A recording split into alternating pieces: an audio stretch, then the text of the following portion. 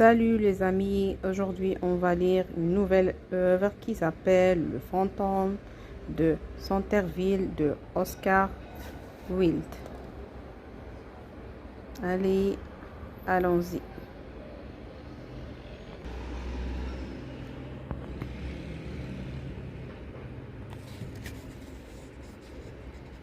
Lorsque M.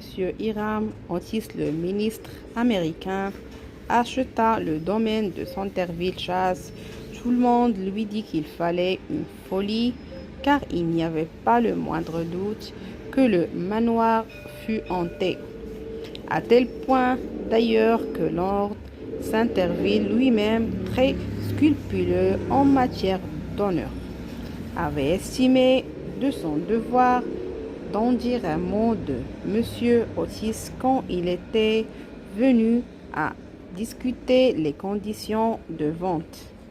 Nous n'avons voulu y habiter quand on a, dit Lord Centerville, depuis que ma grand-tante, la duchesse douairière de Bolton, a été prise de convulsions à la suite d'une peur épouvantable, dont elle n'est jamais tout à fait remise lorsque deux mains de squelette se sont posées sur ses épaules au moment où elle s'habillait pour le dîner, et je me considère comme tenu de vous dire, Mr. Otis, que le fantôme a été vu par diverses personnes de ma famille encore en vie, ainsi que par le recteur de la paroisse, le révérend Augustus Dampier, qui est diplômé de Trinity College à Cambridge après le regrettable accident survenu à la duchesse.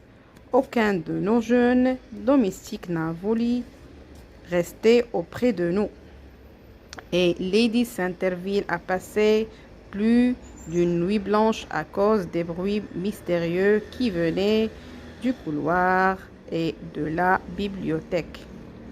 Milord, répondit le ministre, je suis prêt. Je suis prêt à prendre le mobilier et le fantôme à leur valeur d'estimation. Je viens d'un pays moderne et nous avons tout ce que l'argent peut acheter. Et avec tous nos fringeants jeunes gens qui viennent faire le nonce en Europe et qui enlèvent vos meilleures actrices et cantatrices, je gage que s'il y avait le moindre fantôme en Europe, nous l'aurions bien vite chez nous, dans un de nos musées publics où on tournait pour l'exhiber. Je crains que le fantôme n'existe bel et bien, dit Lord Centerville en souriant, et qu'il puisse résister aux propositions de vos impresarios. Si entreprenant soit-il, il est bien connu depuis 3 siècles exactement, depuis 1584, et il fait toujours son apparition avant la mort d'un membre de notre famille. Ma foi, elle est en de même du médecin de famille, tout bien considéré, Lord Centerville, mais les fantômes n'existent pas, monsieur, et j'imagine que les lois de la nature ne vont pas se trouver suspendues pour l'aristocratie britannique. Vous êtes certes fort nature en Amérique, répondit Lord Centerville, qui ne comprit pas donc bien la dernière observation de monsieur Otis. Et si vous ne voyez pas d'inconvénient à la présence d'un fantôme dans la maison, tout va bien. Mais vous voudrez bien me souvenir que je vous ai averti quelques semaines après cet entretien. L'acquisition fut effectuée à la fin de la saison. Le ministre et sa famille s'installèrent à Centerville Chase. Mrs. Otis, qui, sous le nom de Miss Lucretia, tapant de West 53 Street, avait été une beauté célèbre de New York, était à présent une forte belle femme entre deux âges, avec des beaux yeux et un profil superbe. Beaucoup d'Américaines lorsqu'elles abandonnent leur pays natal, adoptent un air de mauvaise santé chronique, avec l'impression que c'est là une forme de raffinement européen. Mais Mrs. Otis n'était jamais tombée dans ce piège. Elle avait une constitution magnifique et une vitalité quasi animale, certes pas beaucoup de côté. Elle était tout à fait anglaise et elle constituait un excellent exemple de ce fait que nous avons actuellement tout en commun avec l'américain.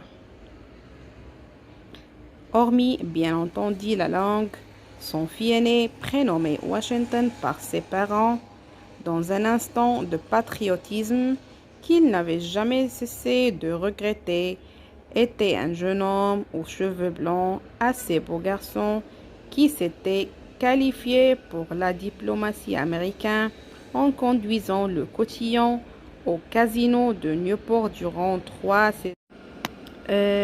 Washington par ses parents, dans un instant, le patriotisme qu'il n'avait jamais cessé de regretter, était un jeune homme aux cheveux blancs, assez beau garçon qui s'était qualifié pour la diplomatie américaine en conduisant le cotillon au casino de New Spot durant 3 saisons consécutives et il était connu, même à Londres, pour être un excellent danseur. Les gardenias et la noblesse étaient ses seules faiblesses. Pour tout le reste, elle était extrêmement sensée. Miss Virginia et Otis étaient une fillette de 15 ans, souple et charmante comme un faon, avec un regard souple et charmante comme un faon, avec un regard plein d'une belle liberté dans ses grands yeux bleus. C'était une Amazone remarquable et elle avait un jour fait la course sur son poney avec le vieux Lord Pilton, parcourant 2 fois tout le circuit du parc et gagnant d'une longueur et demie juste en face à la statue d'Achille.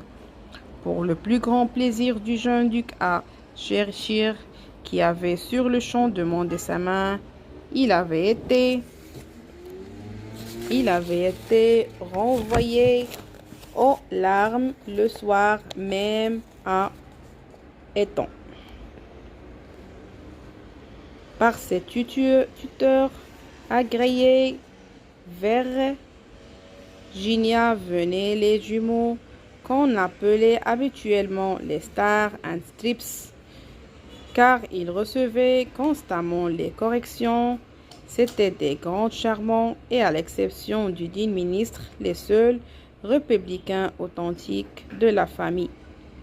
Centerville-Chasse étant située à 11 km d'Ascot, la gare de chemin de fer la plus proche, Messieurs Otis avaient télégraphié pour qu'une voiture les y attendait et ils se mirent en route plein d'entrain. C'était une splendide soirée de juillet et l'air était embaumé de l'odeur de forêt de pins. De temps à autre, il entendait un ramier écoutant complaisamment son propre roucoulement, ou apercevait profondément tapipermé les fougères bruissantes, les portraits brunis de faisans. Des petites écureurs leur lançaient des regards curieux du haut des êtres, tandis qu'ils passaient et les lapins détalaient à toute allure à travers des forêts et par-dessus les traîtres moussus, leurs queues blanches dressées en l'air. Lorsqu'ils pénétrèrent dans l'avenue des Centerville-Chasse, toutefois le ciel se couvrit des nuages, un calme bizarre parut d'emparer de l'atmosphère, un grand vol de corneilles passa silencieusement au-dessous de leur tête et il avait qu'ils n'eussent atteint la maison, il était tombé quelques grosses gouttes de pluie debout sur le perron pour les recevoir et se sentait une vieille femme proprement habillée de soie noire, en bonnet et tablier blanc. C'était Madame Emmeney, la gouvernante, que Mrs. Otis alla arriver.